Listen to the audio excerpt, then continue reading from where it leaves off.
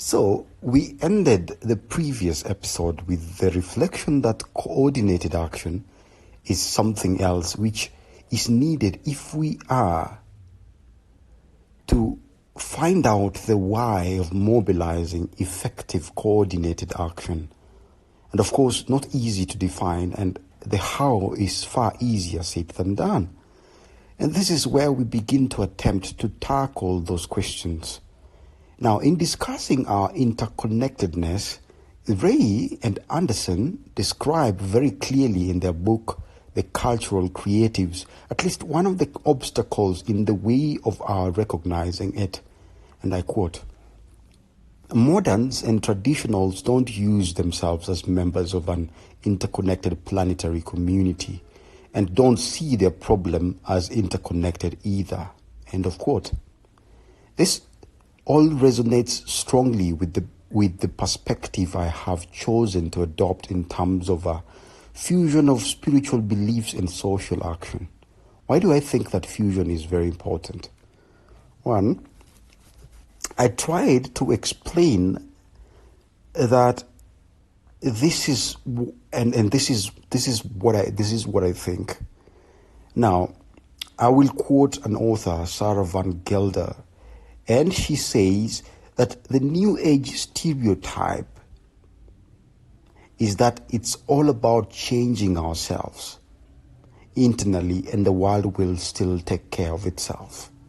The political activist's stereotype is that we ignore our inner selves to save the world. Never works, or neither can work. The cultural creatives are about leaving that dichotomy behind and integrating the evolution of the self and the work of the all. Now, perhaps I find all this so compelling because I lived through the same splits myself on particularly fair and dramatic variation of the road to Damascus, I might say that.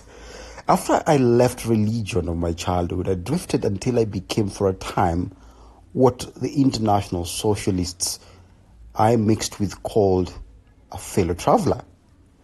I explained some of this in a previous post I made, so I won't rehearse it all again, but here is the disillusion set in a fairly quick violence and lies that seemed to be an unavoidable side effect of the socialist, or let's say communal rhetoric in practice.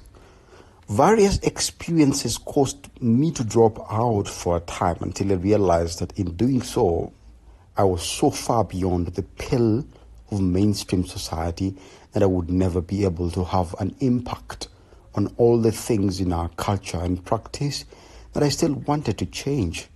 In short, there were no ways to heal my mind or my milieu from where I was standing all the time, or at that time. Now, Ray and Anderson are well aware that not every cultural creative got to where they are by some kind of religious experience. And they write, I quote, "Practically everyone we interviewed for this book told us that they had been involved in the new social movements and the consciousness movements that began in the 1960s and continue today." End of quote. They are not as unsympathetic to the consciousness movement. They quote again, "The premise of the consciousness movement was that the achievements attributed uniquely to saints, poets, and great thinkers are in fact our common inheritance." End of quote. But they are also aware that the spiritual quest can be hijacked by the ego. I quote again, "In the long view, the first generation of the consciousness movement was focused on what might be called personal waking up. Its questions were individual, often painfully honest and intimate. They appeared from the outside to be astoundingly egocentric." End of quote. They also quote Chogyam Trungpa Rinpoche, and I quote again, "Spiritual materialism means deceiving ourselves into thinking we are developing spiritually when instead we are strengthening our egocentricity through spiritual techniques. End of quote. They realized this was out of step with the true purpose of such disciples as meditation. I think the purpose of inner work has never been only for the benefit of the individual. All that effort could not be just for yourself. I think it's for all of us. On balance though, the consciousness movement plays an honorable part in the combination of social forces that has led us to this point where people are working quietly for radical cultural change of an essential and benign form. It's never usually so apparent because it can take a longer, extensive period of time for these fruits to be realized. Now, there remain other significant problems which are made clear by life every other day and have dissipated the painstakingly accumulated rivulets of activities in many isolated places before ever they're joined by all other streams of consciousness. Now, these problems pose key questions. How do we build and pass down experience? That's number one. First of all, how do you build on the experience of others who are engaged in basically the same enterprise but in widely separated places? Networks whose ability to operate is increasingly facilitated by the internet today and are part of the answer. Most social movements have two arms, if I might say, political and cultural. Contrary to the convictions of the political arm, the cultural arm is at least as important and sometimes far more so in its effects on the culture. But the spell-breaking power of the culture takes place in very submerged networks. Like, it has to really be close. It has to really be intimate so that the net effect is realized. Secondly, how do you pass down what you have learned to those who come after you?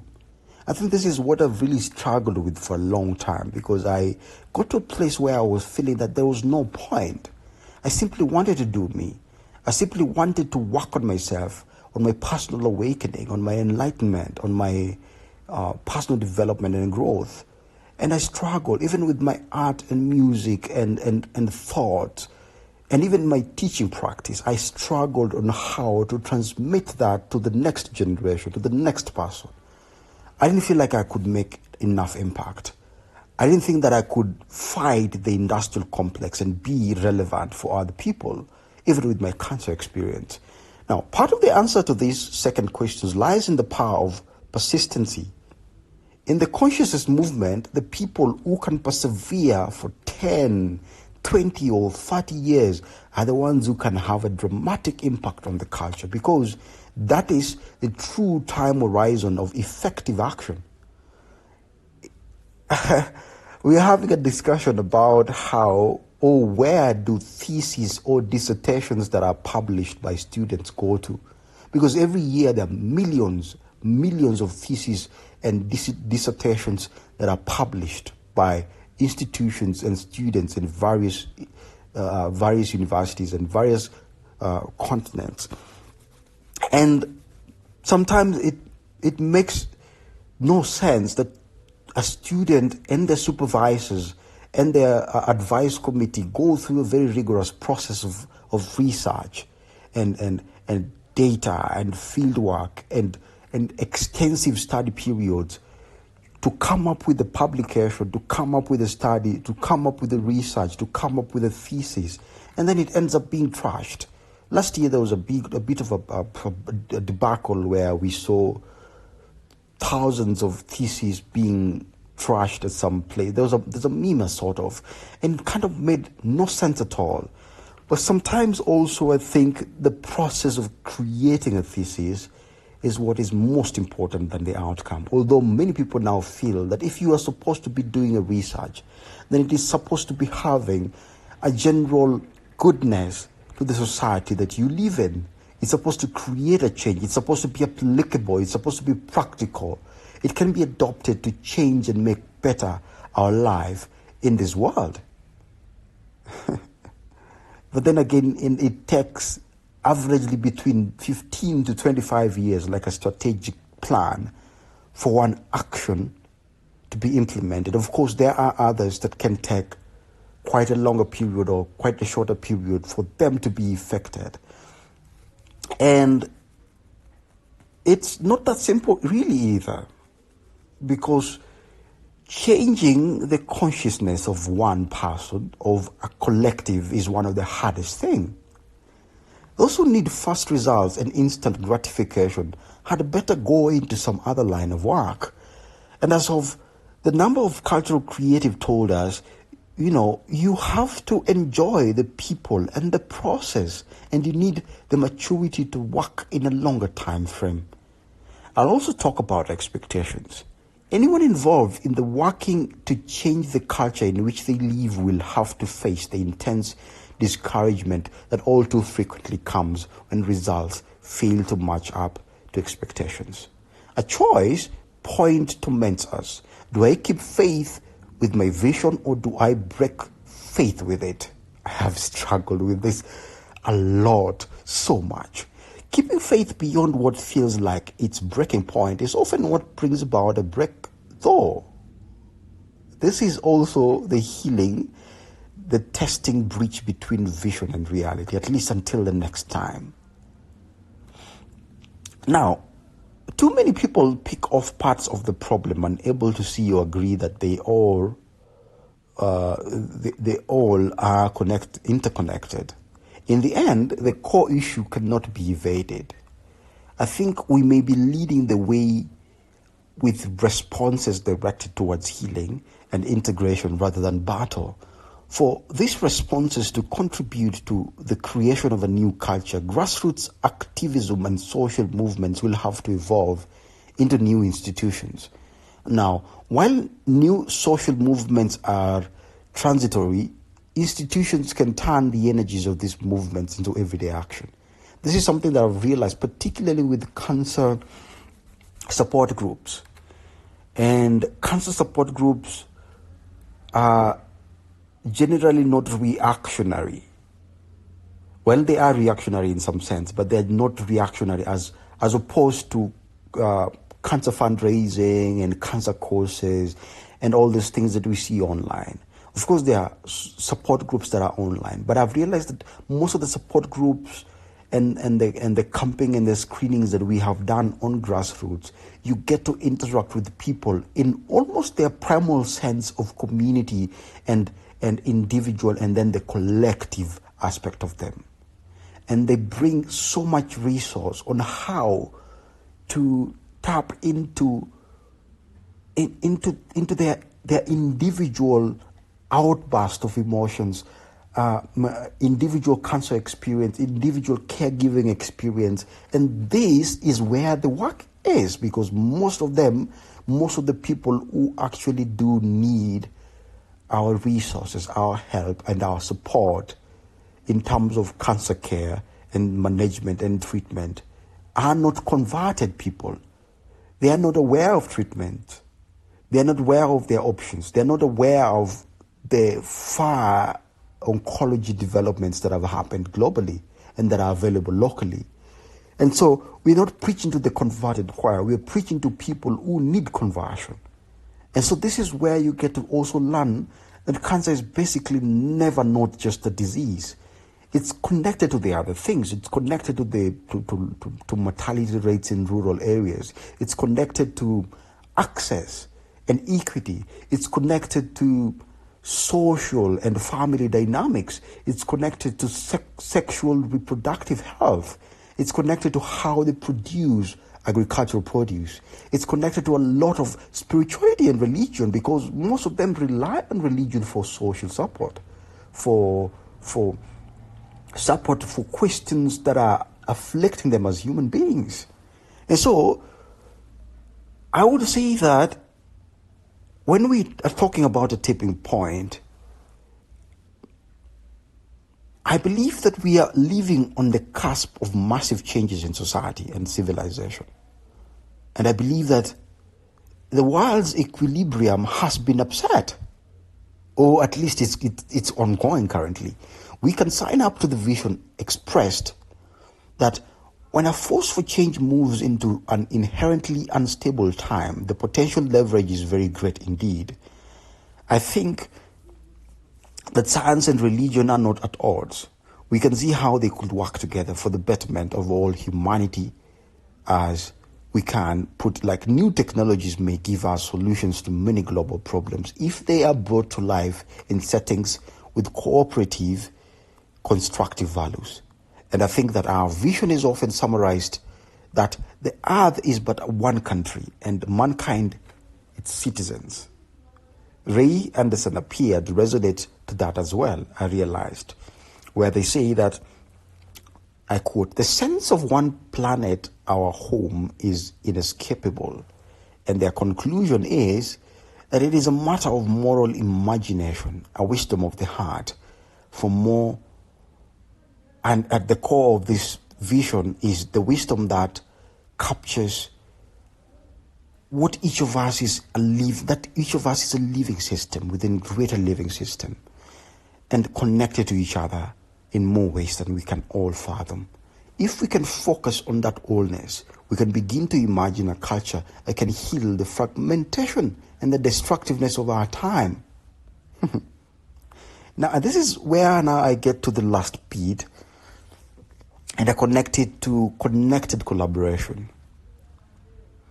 I think we have had a model of how a worldwide network possessing a clear vision of the oneness of humanity can strengthen its influence and consolidate its learning with the help of appropriate organizational structure. I think that I have a huge potential. I think that I could make such a huge impact globally and locally. But I know that this I cannot achieve alone, and I've struggled because at some point I'm not very good at socializing and knocking doors and writing proposals. I'm good at imagining things. I'm good at sparking a change. I'm good at brainstorming and genesis of ideas.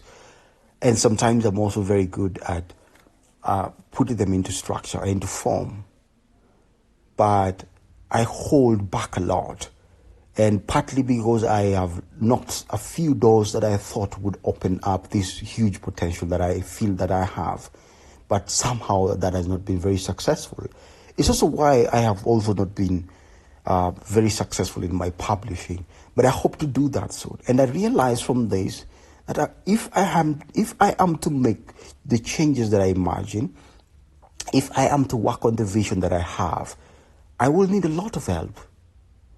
And this is where the collaboration comes in. This is where community will at best be just a catalyst. What we can bring to the mix is a model which contains a crucial missing dimension in the work of many cultural creatives. And I don't mean a belief in God. Many cultural creatives share that perspective in their diverse ways. I mean an institutional framework centered around a vision of unity and diversity through which we can disseminate and consolidate the gains that have been achieved through effortful experience in different places and different times. For example, I think I have been discussing with a few of my friends in terms of how we can put up a grant, a creative grant in the country that can run, let's say, biannually.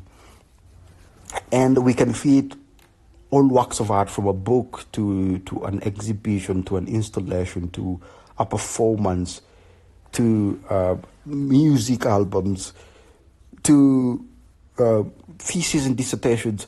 And these can actually further be managed through a very evaluative process to ensure that at least we sustain it for posterity, that at least we can sustain it in such a manner that it can be useful, the outcome of such a process, the outcome of such a grant, to the society that we live in. And this can also try to cure part of the problems or the ills that we have regarding grants that are available.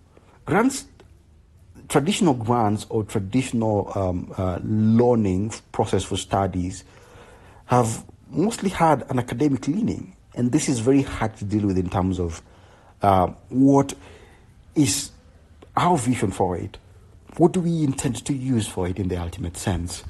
However, complete and sufficient change depends upon just about everyone from their diverse perspectives. Realizing that working together is the only way we can ever address and solve the problems currently confronting us: inequality, climate change, COVID, political oppression, decaying political institutions, the crisis in education, family values, the expansive nature of arts and creative spaces. We can only do the most obvious, but working together globally requires organizational coherence, which unfortunately many of us have learned to profoundly distrust, not just in religion but also in politics. I'm not sure how long it will take for that distrust to creatively dissolve sufficiently to permit us to achieve the necessary level of global cooperation. Even my inner rebel and skeptic, despite all the evidence that I have absorbed, are not quite dead yet, as my sequence partly will illustrate. And sorry for the long rant, I got carried away. Definitely a time to stop for now and return to focus on interesting things and aspects ahead. Do have a lovely week ahead and hope to catch up soon. Omundi Chuka, and this is Proof of Life.